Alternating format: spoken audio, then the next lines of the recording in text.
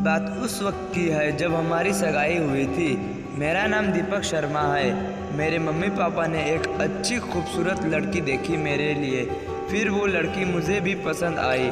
बहुत सुंदर थी, सरिता नाम था उसका, और मेरा कुछ छोटा मोटा बिजनेस है। अगले 3 दिन में हमारी सगाई थी। फिर हम लोग घर वापस आ गए। मेरे पापा ने मुझे कहा, बेटा कैसी लगी बहू? मैंने मुस्कुराते हुए कहा, अच्छी है पापा। उसके बाद 3 दिन हुए और हमारी सगाई का दिन आया। मैंने सोचा कि हमारे पति पत्नी के रिश्ते की दौर बंद रही है। कुछ देर के बाद वह लड़की सरिता जिससे मेरी सगाई हुई थी, वो किसी और लड़के से बात कर रही थी। मैंने जाकर पूछा तो उस सरिता ने मुझे कहा वह लड़का मेरी सगाई की बधाई देने आया था।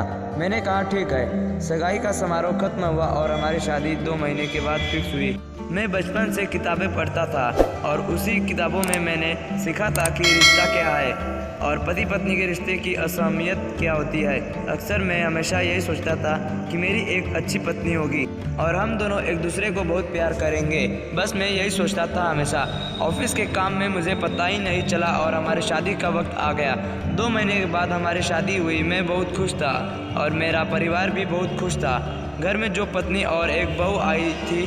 हमारी पहली रात की सुहागरात बहुत अच्छे से गुजरी। उस रात मुझे बहुत अच्छा लगा और मेरी पत्नी सरिता को भी मज़ा आया। ऐसी कई रातें हमने गुजारी। हम दोनों एक दूसरे के प्यार में इतने डूब गए कि हमें पता ही नहीं चला। और हमारी शादी को 4 साल हो चुके थे। अब हमारे साथ एक छोटा सा बेटा भी था। हमारे पति पत्नी का रिलेशनशिप अच्छे से चल रहा था। मैंने अपनी सरिता को बहुत सारा प्यार दिया था और दुनिया की सारी खुशियाँ दी थी। मैंने जो एक पति को अपने पत्नी को देना चाहिए, मगर इन 4 सालों में कुछ ऐसे बदलाव आए थे मेरी पत्नी में जो मुझे पसंद नहीं थे। मैं सारा दिन ऑफिस का काम करता और सरिता रोज़ कुछ न कुछ बहाना निकाल कर घर से बाहर जाती। मैंने उसे कई बार पूछा कि सरिता तुम रोज़ कहाँ जाती हो और तुम्हें आने में सारा दिन क्यों लग जाता है? तो सरिता मुझसे झगड़ती और कहती, दीपक तुम मुझ पर शक कर रहे हो? मैं घर के काम को लेकर बाहर जाती हूँ, मुझे कोई शौक नहीं है घर से बाहर जाने का। सरिता गुस्सा होती है। फिर मुझसे बहसबाजी करना पसंद नहीं था। सरिता के प्यार में कुछ बदलाव आए थे। अब वो पहले जैसी नहीं थी, वो बिल्कुल बदल चुकी थी। मेरे मम्मी पापा 2 महीने के लिए हैदराबाद चले गए थे। मैं सुबह उठकर ऑफिस चला जाता था और मेरी पत्नी सारा दिन अकेले घर में रहती। 1 हफ्ता बीत गया। मम्मी पापा को गए हुए, मगर एक दिन ऐसा आया कि मेरी ज़िंदगी बर्बाद हो चुकी। उस दिन मेरे ऑफिस का काम कुछ जल्दी से ख़त्म हो गया और मैं वक्त से पहले आज घर जा रहा था। जब घर आकर हमारे बेडरूम में देखा तो मैं देखता ही रह गया। उस बेडरूम में एक ही बिस्तर पर मेरी पत्नी किसी और आदमी के साथ सोई हुई थी और दोनों अपना काम कर रहे थे। आप सोच सकते हैं कि उस वक्त मेरे दिल पे क्या गुजरी होगी। फिर मैं गुस्सा होकर दोनों को पकड़ा और उस आदमी को मारा। वो और कोई नहीं, जो पहली बार हमारी सगाई में जो लड़का मेरी पत्नी से बात कर रहा था, वही लड़का आज मेरे घर में घुस गया था। फिर मैंने सोचा कि उस आदमी को ही ख़त्म कर दूं, मगर वो साला भाग गया। फिर मैंने अपनी पत्नी पर टूट पड़ा और सरिता को पकड़कर 2-4 थप्पड़ मारी और मैंने कहा, सरिता तुम्हारा ऐसा चेहरा मैंने कभी नहीं देखा। क्या मेरा प्यार कम था और तुम ऐसे कब से हो गई? मैंने तुमको इतना प्यार दिया और तुमने मुझे ही धोखा दिया। शर्म नहीं आई तुम्हें? फिर जो उसने कहा वो सुनकर मेरे पैरों तले ज़मीन खिंच गई। फिर मुझे एहसास हुआ कि औरत को इतना प्यार करना ही नहीं चाहिए। उसने कहा कि दीपक तुम मुझे क्या समझते हो? क्या मैं तुमसे प्यार करती हूँ?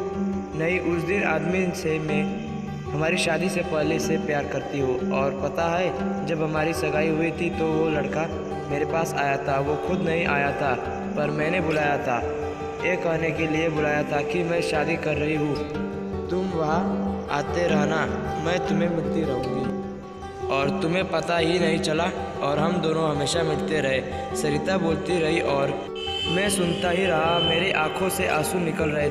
मेरी ज़िंदगी के सारे सपने टूट चुके थे। फिर मैंने कहा, सरिता तुम किसी और से प्यार करती हो तो तुमने मेरे साथ शादी क्यों की थी?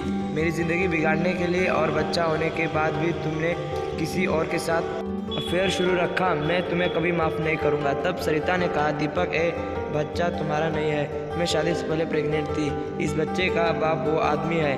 सरिता की सब बात सुनकर उसे अपनी ज़िंदगी से निकाल दिया और उसे पुलिस के हवाले कर दिया। फिर पुलिस ने मेरे पास सबूत मांगा। मेरे पास कोई सबूत नहीं था, मगर एक सबूत था, उसे सज़ा दिलाने का। हमेशा अपने बेडरूम के अंदर CCTV कैमरा लगाने रखता था।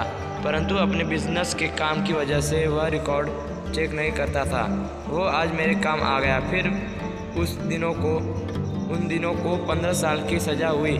फिर वो बच्चा मैंने अपने ही पास रखा। बस यही है मेरी दर्द भरी कहानी। मगर इस ज़िंदगी में एक सीख तो सीख ली कि किसी पत्नी को इतना प्यार नहीं करना चाहिए, क्योंकि जब पति पत्नी का रिश्ता बिखरता है तो बहुत दर्द होता है। आप सबसे यही निवेदन है कि पति पत्नी के रिश्ते को समझे, रिश्ते की अहमियत को समझे, एक दूसरे के साथ ऐसा मत करें। पति पत्नी का रिश्ता एक पवित्र रिश्ता होता है। वही रिश्ता हमारी अधूरी ज़िंदगी को पूरी करता है। आपका एक कदम आपकी ज़िंदगी बदल देगा।